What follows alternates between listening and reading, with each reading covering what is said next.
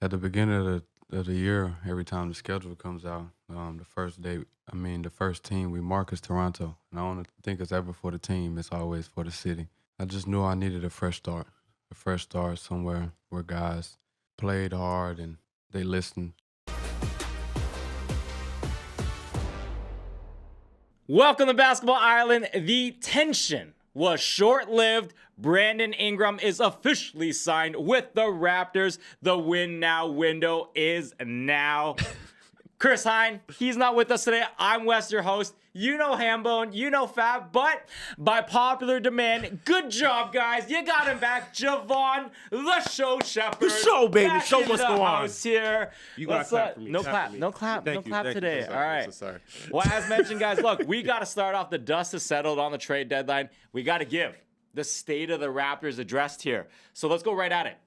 What's the rest of the season outlook look like? All right, I wrote it down. I'm going to reel it off, everything in order here now, right? Set the table. 17-38 record. We're at All-Star break. 27 games left. Raptors have the easiest remaining schedule.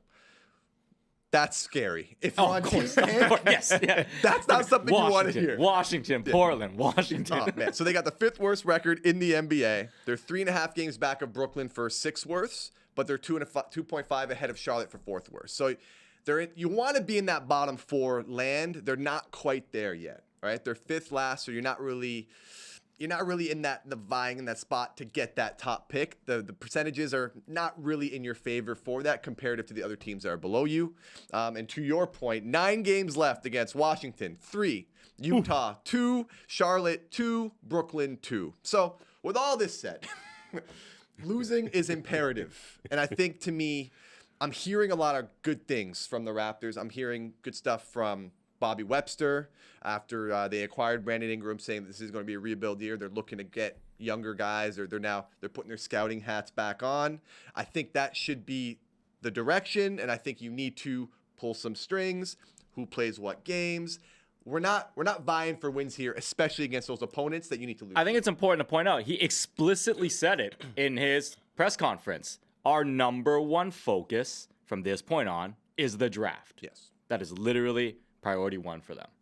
Yeah, I think when you look at it, this term, who wants it more? It's like, who wants those draft picks more is going to come into play the latter part of the season here. And I think for the Raptors, the key thing is just, yes, prioritizing the development of your young guys. And I think two things can happen at once, where you prioritize the young guys, but in doing that, yeah, you're not going to see as much as, and I know he's just signed his deal. A lot of people want to see Brandon Ingram. You may not see as much of RJ. You may not see as much of Scotty Barnes and so forth. Development is going to take another form. Maybe these guys are on the sidelines watching a lot more film, right? These guys are working out individually a lot more. And then Shed, Mobo, Grady, and IQ, a guy who I think he needs a lot more play. Not for the fact that he's been hurt, but he actually has a lot on his plate because he's in a position now where he's the primary guard. He's the lead guard on this team. But your marquee, your feature player is also a facilitator, right? So that makes your role a little bit more difficult because when I get the ball over half, I'm distributing it to another facilitator, right? You look over your coaching staff, they want it to the feature player, but you also have your RJs. You also have acquired a Brandon Ingram who's a natural scorer. So as the lead guard, and I know a lot of people, even myself, have been critical of him, like his inconsistencies, but he has to figure out a lot right now, right? You can see the wheels turning when he's playing. I thought against Philadelphia, he played a good game because one thing he did was play with pace. And when people hear pace, they think pop. They think you're playing fast. But the game was at his speed, right? Even when he got into his jump shots, that last dribble usually tells you a lot. Off the ground, strong, into it with conviction. And those things, to me, are what he has to continue to learn and study, especially with the new talent to this team. So you're saying that you want to see IQ play these games down the stretch. You want to see him play more than sit. IQ needs to play these games, right? It's not I want to see him play more. He's in that mix of young guys because we're talking about lack of experience, not age with him. It's the lack of experience and at that position. Is it fair to say of BBQ, IQ is the one who needs the most reps? Yeah, because he has the most to balance, right? He's your going in. If you look at this thing, you're talking about your core, your future. He's the one that is facilitating, orchestrating the offense. And there's already the question of how does Brandon Ingram fit into the offense with Scotty, right? Mm-hmm. How does the balance of RJ, IQ, Grady, and Scotty, but that responsibility falls on the shoulders of your primary point guard. Sure. I'm not hitting the panic button on IQ yet. I don't think I will this year, but I do have concerns. I do have concerns about the way he's been defending. I feel when he runs into superior competition, he gets overwhelmed. I don't love the fact that he can't put pressure on the rim. You know, his numbers he doesn't get to the rim very much. You know, he doesn't shoot well when he does get there. So to your point, he does need to play and figure some things out. I think everyone on this team has to answer some questions. The young guys, what can you turn into? How can Ingram fit, you know, in a small sample of size? Barnes, also a young player. I mean, a lot of these guys all have growing to do. So ideally, you want these to come in some hard-fought, close losses, high-leverage situations. Like that Philly game was great. Yeah. Maybe you don't want them to win, but you know what? Not the result, yeah. But the next night, you get humbled by the Cleveland Cavaliers, and that's a sign of how far you need to go with this team. When you run into an elite team who absolutely blew the doors off of you within the first quarter. Yeah, I think the good thing, and you touched on it as well, is with those guys, they're young, they're developing, but you're bringing out different things in all of them. RJ is not a guy that you have to say, hey, we need you to take more shots. He's a guy. No. He's a guy that you got to say, oh, we need you to scale back here a bit, or look for this on your plays. And we celebrated him early when he was making passes, making plays. That was a part of his development. IQ's a guy that you got to tell him, hey, we need a little bit more here, right? Get comfortable. You have the green light, especially as your lead guard, because you're going to be putting the pressure on defense. Scotty, you're getting more. You want more emotional, intelligence out of him because he's the leader of his team. I think he's starting to do that. There was a play a couple days ago I seen where I don't remember who made the shot, but Scotty ran back down the court and he was celebrating. He was happy. He was clapping. Then he turned to the bench and he told everybody to get up on the bench and celebrate as well. So to me, that is the leadership that you want from him. BI, he said it the other day, in his presser that this is going to be a new opportunity. He's kind of been forgotten because he's been in New Orleans. Anytime a player says they forgot about me, that means I'm coming back with a chip on my shoulder. I'm trying to eat, right? I'm coming out here to bust everybody's ass. So there's different things you're getting from all these players. So I think what we're talking about here is, I agree with everything that's been said. Management, coaching staff, they need to be uniform in their strategy down the stretch here. You need to pull on the right strings. Like, I do want to see all of this happen. I want to see Scotty's growth. I want to see IQ get some of his groove back a little bit, especially on the defensive end, which remains to be seen. But you need to lose games. Yeah, they will lose games. I mean, will they? Well, yeah. Very easy schedule is coming up. The easiest schedule in the league. Who wants it more? We'll see. Who's hungrier? Who wants it more, baby? Are you going to say the words? But who wants it more is what I'm saying. I mean, also, I'll just set the tone for you. I'll let you know what our friends at FanDuel are saying right now. Raptors are 7th to get Cooper Flag on the list. So what that means is they got the usual suspects, but they also think Chicago's going to fall behind the Raptors. So that just gives you a little bit of insight of what we're saying, that the rest of the season schedule. It's frightening. It's frightening for how hard they're going to play for this draft, because Chicago. Because the Raptors play hard, and I think their young guys have shown us a lot. And I think Scotty wants to kind of make his mark, imprint himself as a leader on this team. And then what if you do? Like, if Brandon Ingram, listen, so Josh Lewenberg reported that he suspects Ingram will be back mid-March based on his comments yesterday. He's not really ready to come back just yet. Jakob Poeltl has nursing a hip injury, been held out till All-Star. Like, these guys are going to be ready to play. I think it's up to management to you take your time, pull the right strings, because if you end up winning 9 games against Washington, Brooklyn, Charlotte, Utah, like, what those teams are going to do. Who wants it more, baby? But Who wants it more? Isn't it safe to say they're likely going to be nestled in that 5 through 7 range? Because even teams like Portland have gone on a bit of a run, so I don't think they're going to win enough games to get to that point. So it feels like they're kind of stuck in this, given 2 or 3 spots, right? I think to me the main thing is, and I saw you pointed out that FanDuel thinks Chicago might fall further than the Raptors. I think you cannot finish higher than 6th last in the league. Yeah. I think to me that's the absolute cutoff point, because the numbers, they get a little frightening, right? Like, they get a little frightening. Like, right now, if you're 5th last, you have more likely to pick 6th than you are 5th. So it's you need to lose games while also doing the development thing. And if we could talk a little bit more about Brandon Ingram, I want to see this guy play. I want to see him play. Of course. I'm going to flip this on his head a bit, right? Because you mentioned the numbers in terms of, landing a Cooper Flag. And I think, that's great. That's ideal. But that's also, as you put it this way, as you drop in that first 5 or 6, I actually think your job gets a little bit easier, right? Because now you're left with the talent. Mm-hmm. When you're at the first through 3, you have to make the choice on the talent. And you don't have the option of missing on the talent, right? And yes, Cooper Flagg, tremendous talent, exceptional. He's strong. He's ready to play right now. But there's a number of other guys that can end up having better careers than Cooper, right? And down the line, you don't want to be in a position where you're looking back and saying, man, we had the opportunity to take. I look at Cooper Flagg, and maybe this is an unpopular opinion, and I'm not taking anything away from him, but he becomes really redundant with the team that you have right now. Understood. You have guys that want to be here. Yep. Right? B.I. said, the first thing he said is he wants to be here. Yeah. One of the first things he said. And in basketball, in the locker room, it's not as transactional. There's this part of the game, the human side, that people don't take into account, right? When you want to be at a place, you're more inspired, you're more motivated, you're more chance of you being a student of the game. I went into that press conference a couple of days ago. The first person there was Scotty Barnes, right? The other two was Mobo and Jamal Shed showed up right after, happy, and they're excited. Right away, those guys are making eye contact with B.I. up there, and they already have inside jokes. So that speaks more to, what the locker room can be like and how that play translates to the floor more so than, hey, there's 3, 6, 9 guys. How's that going to work? So you're more concerned about just like the fit of personalities and how they play off each other, if they're invested in one another and the team, more so than just because, from our seats here, you just kind of piece the puzzle together, right? That matters way more, right? Yeah, you could, you couldn't help but be charmed by Ingram's press conference. Very humble guy. He kind of said all the right things.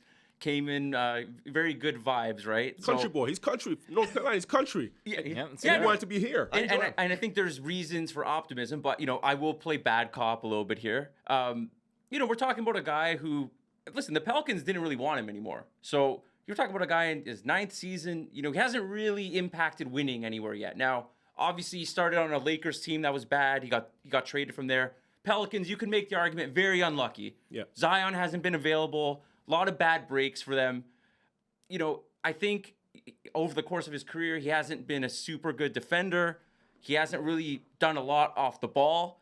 Do you think Darko can get the best version of him, and can he adapt to become the best? Can he play the best basketball of his career in Toronto? That is perfect pushback. But to rebuttal that, I think, again, he has said the league has kind of forgotten about me. As a player saying that means I'm finna come out here and bust your ass. Like, I have that in mind. And I love to hear that. Right? Yeah. So, and he said it humbly. And the other side to that is you also, can you get the best out of him? I think he's at a point in his career where he understands I'm in a place where Scotty's the feature. I'm hired to do one thing. I'm hired to come in and support a Scotty. I'm hired to come in and support IQ. And all I got to do is come in and score and give these guys, some mentorship here and there, right? And the perfect example of that as well is, and it's funny, we just played Cleveland. Look at how, if you're Toronto Raptors fans and enthusiasts, whatever the case may be, you got to look at Cleveland right now, and you want Cleveland to do well. Because the way they built that team is how similar to how Toronto's going to have to build Toronto, right? The Raptors. You have to do it organically now, right? With all the changes to the CBA and so forth. You have to do it through, drafting right and then adding tweaks and pieces there. So you look at Cleveland, Garland, and then Mobley. You look at the Donovan Mitchell's. When he moved from Utah, there was a lot of concerns. There were some concerns about him. Very good comparison. Right. There was also some conversation, some discourse about him leaving Cleveland and jumping to New York. Mm-hmm. But guess what? That locker room had some chemistry. Right. There's also the conversation about having those 2 small guards. I'll keep it a buck with you. Donovan Mitchell, he's maybe 6'3". We've stood beside each other, and he's 1.5 inches shorter than me. How tall are you? On paper. What's your official height, man? 6'6". Right? But I say that to say you have those 2 guards that are leading the way. They're the top team in the East right now. Right? So more weight has to be invested, and emphasis has to be on building organically. And you look across the league, the teams that are just buying players, they don't have success anymore. Look at Minnesota. Right, they're scratching, clawing right now. Continuity is important in basketball. I think you see the teams that do have continuity often kind of shine through. I mean, even this year, OKC, Boston. What kind of fit, positional fit type player would you be looking for to add to this core already? It all depends on what happens the last 30 games of the If season. you had dealer's choice, like just in terms of like best player available, but this position. If IQ doesn't develop into a lead, I'm consistent every night. Like I can give you 20 every night, but I can also give you 10 assists every night, and I can be locked in and confident. If he can't show that, then maybe I'm looking at, is there a guard that can do that? And now I'm putting IQ in a position where there's less pressure for him to figure it out for everybody, and I can just be a hired gun. Like I can just snipe, right? Is there sorry to cut you off? Is there a world where IQ's role needs to be reimagined on the Raptors? Is there a 2019 Fred VanVleet? Like, obviously not as good defensively. He can't do that. That's the but problem with him. More off ball, more spotting up for threes. I think you need to leverage his shooting more because I kind of don't love when he's dictating the offense. Like, I'd rather see the ball in Scotty's hands. And when Ingram gets here, I'd probably rather see him run offense a little bit This more. goes back to the question we asked earlier, right? The shooting and so forth. The luxury you have with the 6'9" guys that have skill is that you can shuffle the cards. Sure. Right? So now maybe you're putting Scotty on the ball a bit more, which he's shown, the capacity to do. And now you're putting IQ in a position where he can stretch the floor, right? And that opens up space for Brandon Ingram as well. So the luxury that you do have is these guys can play multiple positions, right? You can flip-flop them and play to their strengths. And that's, for Coach Darko, you have to be excited about that. Like you look down your bench and, wow, I can play with these guys. And then RJ is going to get out there and he's going to get you some plays in fast break. Sure. Yeah. I mean, he can push the tempo. Absolutely. Egalitarian offense, I think, works. But I will say this. Next year, going into next year, the salaries are piling up. Yep. Tight. So, depending on who the Raptors end up drafting, there might have to be some subsequent moves to be Which made. there could be. But you have to kind of re-look at this core. That's why I think it's so crucial, this end of season stretch. How are you going to pull the strings? You kind of need to know what IQ is. Like you kind of need to see these guys play together a little bit while also keeping your eyes on the prize. You're trying to thread a needle. It's right? a hell of a needle to thread. Yeah, it's a perfect segue because with these remaining games, it is kind of an audition for everybody involved. And, BI, he's here now. He's part of the future. So, you look at, I'll call it the 4 core players, okay, including RJ and IQ. When it's all said and done in the summer, how do you think it's all going to fit? And if not, who do you guys predict might be the piece that might be put on kind of the market?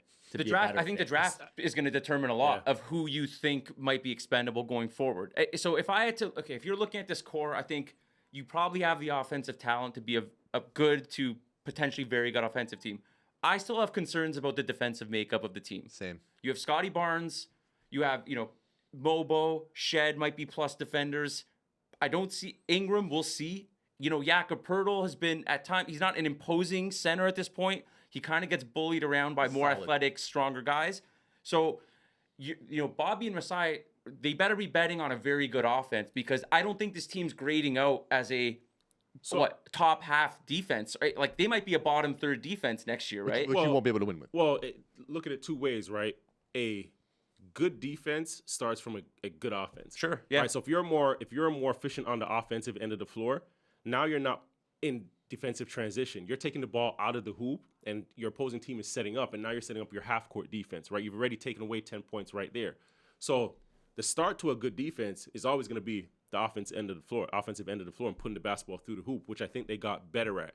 If you're looking at the individual pieces, Grady's in question, his individual defense, RJ at times, BI at times, IQ, right? Individually, but defense in the NBA is not individual defense anymore. It's all team. It's all team defense. Yeah. So you look at Denver won a championship with Jokic in the middle of their defense. The backline, the savior to their defense. Right? So that should tell you in itself. So if guys can be on a string and guys are going to be happier when they're scoring the basketball, now you're going to get more of an investment on the defensive side of the floor. So it goes both ways. I think what we loved most about the 2019 championship team was there were no weak links to attack on that Raptors team. It's probably one of the better defensive championship teams I've seen maybe since the Pistons in 2004. So to me, I think that's the recipe. When you talk about something like Cleveland, they've charted out a path now where they can get first in the East and avoid Boston and New York until the conference finals. But I worry about Garland and Mitchell in a I do playoff too. matchup. Because I know defense on a string. You can send doubles. You can do all this fancy. Coaches are way smarter than us, but one-on-one, if Jason Tatum's backing down Darius Garland, he's going to get a shot off anytime he wants. And if he's cooking late in the game, that's hard to stop. And if you're sending doubles, he's good enough to see the floor and make plays out of that. And the key to that is always going to be matchups, right? If you can get Allen and Mobley away from the basket, where and Boston is designed to do that. When you have Porzingis that can stretch him away from the floor, even New York, when you have Cat that can get those guys away from the floor, now you can get those matchups where you're talking about. If you're talking about New York, you can get OG on a smaller Garland or Mitchell. You can get, if you're talking about Boston, now you have a plethora of guys, JB, Tatum, that can get those guys into positions where they can take advantage of them. So that's all going to be makeup and matchup. But to your point, it's like, how do you get versatility out of your roster? And that is actually has far more value than, hey, we have 3 lockdown defenders. Yeah, 3 lockdown defenders. Do you know? Are you guys seeing the scores in the NBA right now? Yeah, no, you're absolutely right. The idea that defense is an individual thing is misguided. It's always about how you communicate with one another. Are you on a string? Are you going to the right? You have to concede something in the NBA now. You can't take everything off the menu. You have to live with something. So can you get to the point where you're a functioning unit? And I think if they can be at least a maybe average, slightly below average defensive team with the potential of their offense, that's a path where maybe you're a 6 seed or a 5 seed next year. Like that, to me, should be the realistic goal starting next season. Because next season, the mandate is to win. The playoff window is immediately next year. It's open, right? Like this is a retool. That's why it's imperative to get that top pick. And then next year, let's go. Throw them out there, roll the ball out, and try and win games, which is good for us. Could be interesting to watch. The Raptors, their window to make the playoffs is obviously next season. But we saw in the deadline, a lot of teams think their playoff window, their championship window is right now. And 26 out of 30 teams were involved in trades. So a lot of action. Some seemed like a good fit, some very questionable. So this is a perfect time to ask, post NBA trade deadline, which team are you most interested in watching from this point up? Who wants to start off here? You got it. You go. I'm going with the Denver Nuggets. I think they're quietly hovering in the Western Conference. They've won 8 in a row. They've had the best net rating since Jan 1st. I think second best net rating in the league. They are second to win the West on odds on FanDuel. And Jamal Murray's coming off a career high. Yes, And he's a 50 ball. He's starting to look like himself again. Their defense has upticked. And, I mean, if you're looking around at the West, I don't know. If they're playing at their peak and Jokic has been amazing all season, are you really that? I mean, OKC, I think, would be a very, very worthy matchup. I think OKC would be the slight favorite. But, I mean, I don't know if you're looking around at the rest of the conference. Who are they sweating on? I think what they can lean on, and we touched on it earlier, is the continuity with that team, right? And I think the 2 teams in the West that do have that continuity and that chemistry is obviously OKC, who's playing the best basketball in the league. But Denver also has that championship pedigree. And you mentioned it, Jamal Murray is playing really good basketball right now. He has to continue doing that. He also has to continue to be healthy. Hopefully he's healthy. We've seen what he looked like when he wasn't healthy last spring. But that's going to give them the edge, right? In the West, a lot of big moves happened, right? And with those big moves, you're not going to reap those benefits right away. Exactly. So it's a continuity, right? Lakers not ready yet. And having an apex talent, right? And Memphis is good, but they're really young, right? They're extremely young. They probably need a good wing too. Bigger wing. I think to me, Jamal Murray is a major inflection point for the season. If he is healthy, knowing what Jokic can do, Denver is second best odds in the West. I mean, listen, since Jan 1, first in offense, 13th in defense, which is passable, and second in net rating. They're 18-6. So very much in the conversation. There's some value there. Although it's funny, you talked about matchups earlier where, if they did run into OKC, I feel like they would make Murray's life hell. Yeah. Right? I think that's a tough matchup for him. Whereas that might have to be even more of a Jokic kind of series. Whereas if they played someone else, like a Grizzlies, Murray might have a big series, in that kind of matchup. Yeah. So it all depends who you end up with. That matchup would be tough, right? Right. Okay, I'm sorry, but OKC plays like none of those guys have been paid yet. Like they act like they're all hungry. The disease of more is going to kick in at some point, right? Yeah, at some point. My team to watch, and it's I'm not sure what's going on over Don't there. say it. No, I have to. We have to touch on this. But the Philadelphia 76ers, what are we doing? Oh, my God. What are we doing? You got a front row seat. What are we We doing? saw it. It was atrocious. And at some point, I think Daryl Morey, you got to make a decision, right? Because Embiid, there's already these rumors on, he may need one more surgery, whatever the case may be.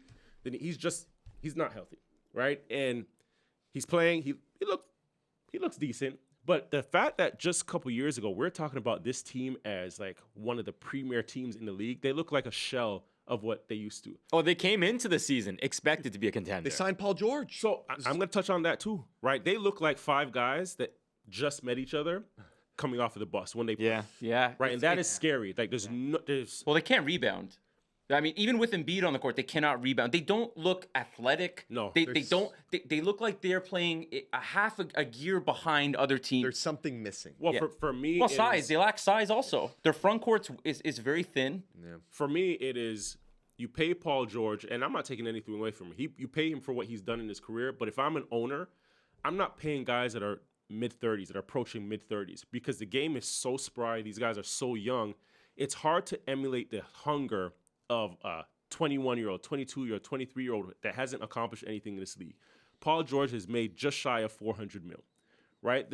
He's not getting out of bed every day with the same hunger that a 25-year-old is in this league. Like it's hard to do that. He is That's for when you making get podcasts, though. right. The other night, the other night he had Embiid was out, Maxey was out. He had 2 points. He had 2 points. I don't think that even bothered him. I mean, he was earlier in the season complaining about having to play center. I mean, he's shooting 42%. And we noticed this last year when we were producing some hits for SportsCenter in the playoffs.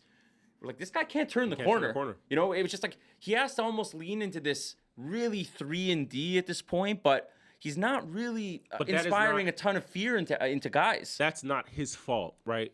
Ownership paid him the money. Yeah, right. course. So That's why you don't pay guys for lifetime achievements, man. No, I'm sorry, it's a ruthless business, but what are you going to do for me? The lack of hunger is kind of disappointing, man. You'd think all these guys who haven't won a title yet, that's all they'd think about. But to your point, you make a lot of money.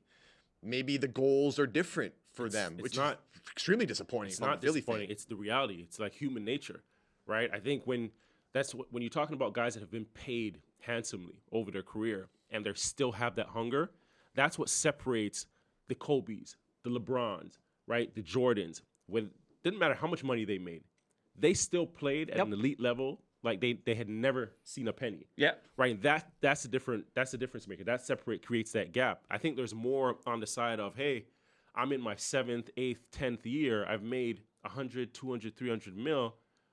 What I'm going to be honest with you guys right now. You give me that type of money, I'm in my 10th year. Yeah. I know what it takes to just go out there and do the job. It's no different than in the corporate space, right? When you make, entry level, you make 50, 60K. You're hungry. Right? You see what's at the top.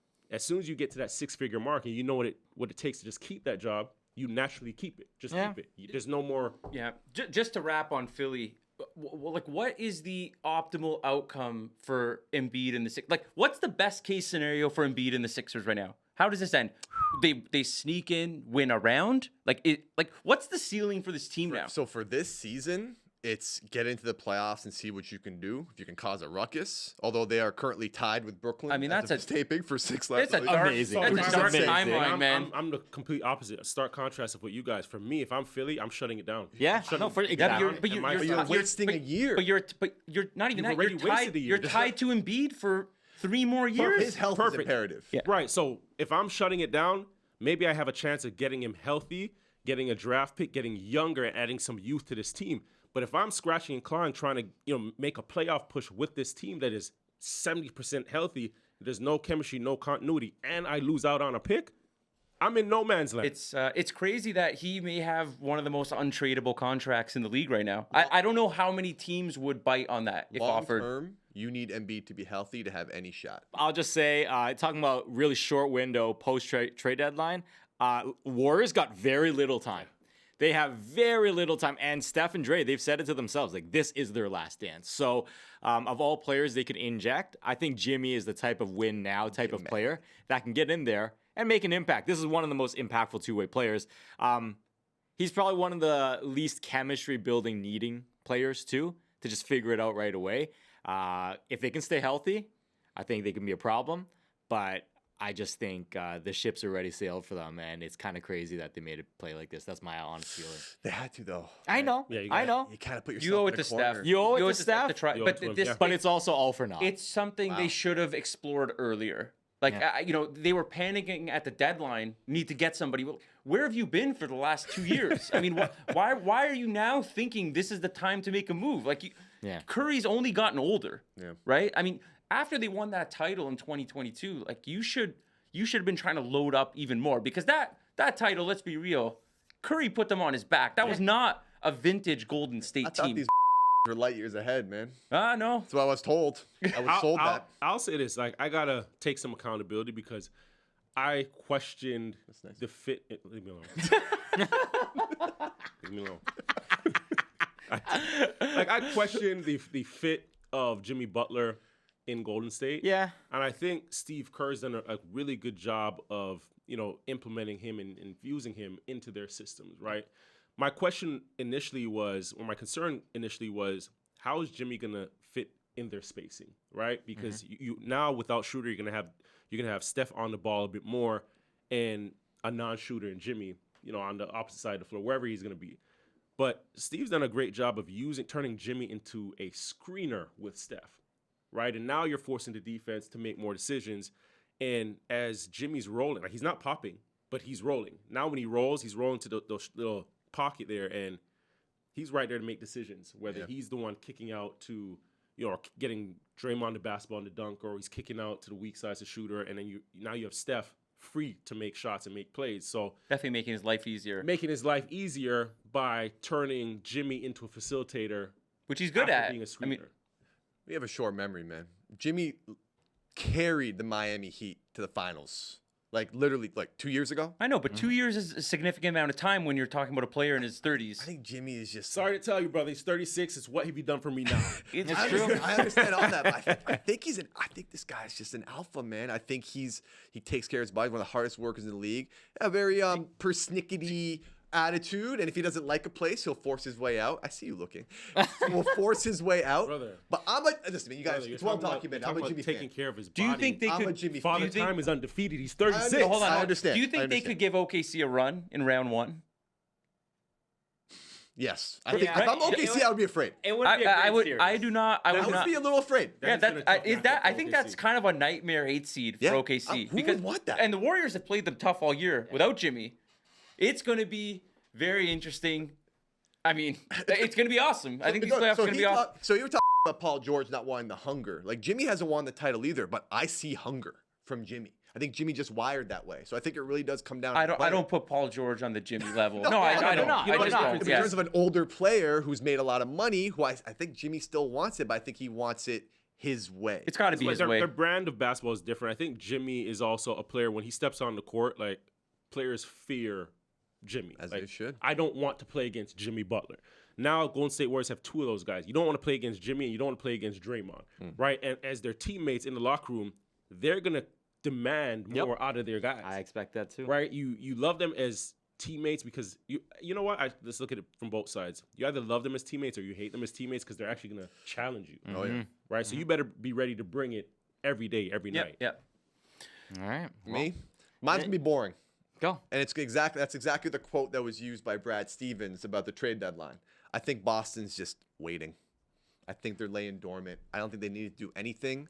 All they really have to focus on is that second round matchup against the Knicks. And if we saw what happened recently in the most recent matchup where Jason Tatum ate them alive, especially when they were missing some guys too, I think Boston is just kind of letting everything happen. And they're just They're kind in of cruise. waiting. They're cruise control. And I they're think they're clear favorites to win the East. I think the odds on FanDuel suggest that. I'm not saying Cleveland couldn't give them a series. I think the Knicks could give them a series. But when push comes to shove, they're healthy. You're not beating them 4 times. I'm sorry. I don't see any of these teams in the East doing that. I hate to All right, admit so it. I'm just gonna push back here. Let's go. Because boring. I expect you to come out with some more, but because I expect you to come with some chaos. But as Yeah, it's true. a That's true. team Very that just on-hand won point a of view. championship, you're saying that you don't see anybody that can beat them. Now the question is, they just came off a championship. The toughest thing is for a team that has won to repeat that. I'm just because- talking about the East. because hard to because repeat. It's hard to repeat because everybody in that locker room feels like they were the reason why you won, right? Coaching, even, Joe Mazzulla, the swag that he walks around with, the aura that he walks around with, he feels like he won that championship. Tatum and Brown, they feel like they're the ones that won that championship. So now it's not a matter of can another team beat them, but do they beat themselves, right? Do their egos get in the way of another one and coming out of the East? And that would be my question if I had one, since you want to bring some boring I mean, to be fair, I did say it was going to be boring. But also, I think Boston's in a unique position because Tatum and Brown kind of got punked in the summer. They had a little more incentive to come back this year. And yeah, I think Fab said it. They're kind of in cruise control. They got one of the easiest schedules rest of the season. I think they're just going to lay wait. But that's I think. Sorry, go ahead. No, go. I was gonna say they show up when they need to show up. They showed up against the Knicks at MSG. They had no answer for Tatum. They just didn't. And I think apex wings often win out, and they have two of the best. And that's my question. Like, why are they in cruise control? If this was last year, prior to them winning a chip, they wouldn't have been in cruise control. They don't need to step on the gas this year. But that's my problem. So you think it's not about opposing teams beating them. It's like, would that beat you, right? Can you just turn the switch and ramp it up? I think they have two critical matchups in the East that they're going to have to win. That's New York and eventually Cleveland, assuming everything falls in place. I think they match up well with both, and I think they are. If I'm a betting man, I would put some money down on Boston versus OKC, Boston versus Denver. And I'm here just to stir the pot because you're right. Wow. I think they're the primary team to come out, the favorite to come out of the East. But last year's path is not going to be this year's path. No, I think it'll be tougher because last year was Time will tell, baby. Time will tell. Last year Time will tell. last year was easier than I wanted to see for Boston. Time will Look, with that deadline, lots to see coming up in the times to come. So make sure to tune back in, like, and subscribe wherever you see us on YouTube. Get your podcast on Spotify, Apple. Come find us, and we'll get right back at it with a lot of action to go. One more thing. If you're betting All-Star Weekend, Dame Lillard, 3-point contest. Listen, whatever they said, tap in. Just tap in. Forget what they said. Tap in. Tap into the show.